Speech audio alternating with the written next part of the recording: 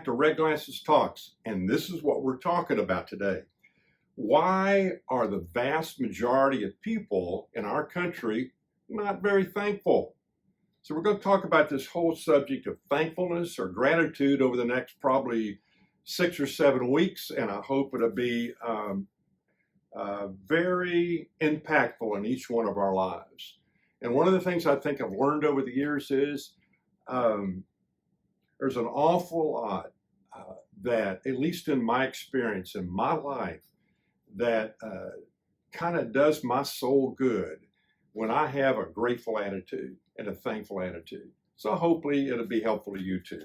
So the question is, why are the vast majority of the people in our country not very thankful? If you look at Romans chapter number 1, it gives us the answer in verse number 21.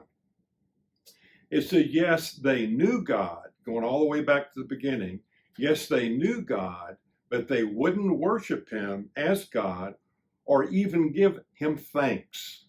So therefore, they began to think up foolish ideas of what God was like.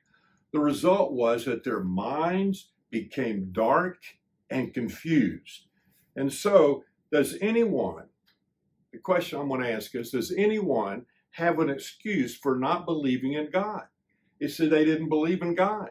They knew God, but they didn't believe in God. Well, let's read Romans chapter 1, verse 18 to 20 and see what that says.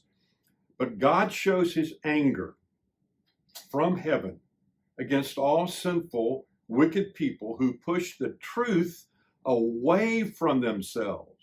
So there is truth, but the truth is pushed away. For the truth about God is known to them instinctively. God has put this knowledge in their hearts. From the time the world was created, people have seen the earth and sky and all that God made. They can clearly see his invisible qualities, his eternal power and divine nature. So they have no excuse whatsoever for not knowing God, and I would say, and for not believing in God. So the point is, the evidence according to the scripture is there, but people have pushed deliberately the truth that is there away. So if you look at Hebrews in chapter number 11, verse number 6, the scripture says, so you see, it is impossible to please God without faith. Anyone who wants to come to him must believe that there is a God and that he rewards those who sincerely seek him. So what are the results when we don't believe there is a God and we don't thank God? At least four results that I came up with. Number one, people cannot worship and glorify a God they do not believe exists. Number two, people could not or cannot even today be grateful and thankful for a God that not only not exists, but they don't know. Number three, people thinking is lacking a starting point. So they don't have a starting point to understand that there is a God, that God I can believe in, and that God that I need to be grateful for his grace, and I thank him. So the truth about God in our hearts, or in their hearts, or all of our hearts, went away, was pushed away, and was not a part of their lives or our lives. So they refuse to honor God. They refuse to thank God. Now listen to this very closely. It is not that they fail to know God and therefore do not honor him. They do know him, but they deliberately push him away. Dear friends, that's where we are in our day and time.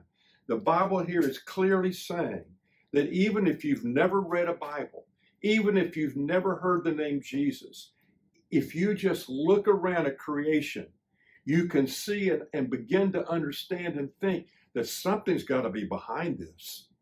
So the scripture says we are without excuse. If you go to Romans 2, and that's for another lesson, the scripture says that God has given us a conscience. We have a conscience, and we know when sense, guilt, and shame, when we're out of balance and out of bounds.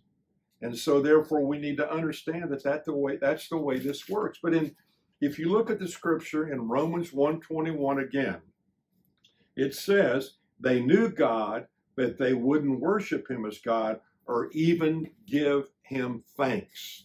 So here's the question then. What can we do about it? Well, this situation can apply to followers of Jesus as well as people who don't follow Jesus. And so what do we do? How can we change this?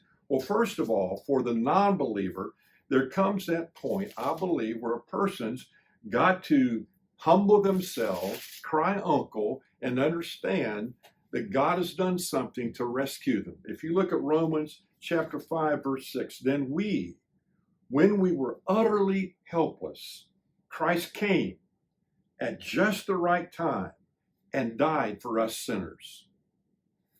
Scripture says in John 3:16, for God so loved the world that he gave his only begotten Son, that whosoever believes in him should not perish, but have everlasting life.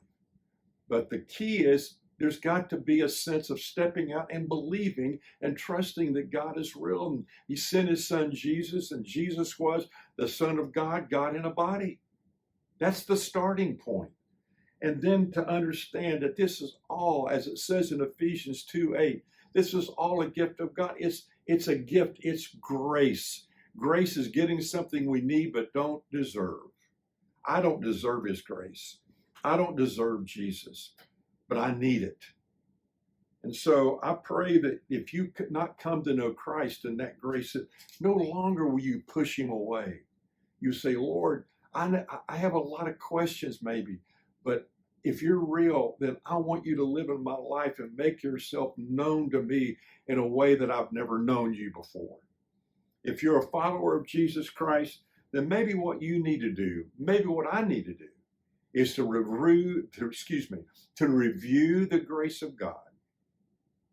To review the grace of God and start thanking him, not only with my lips, but with my life. You think about that.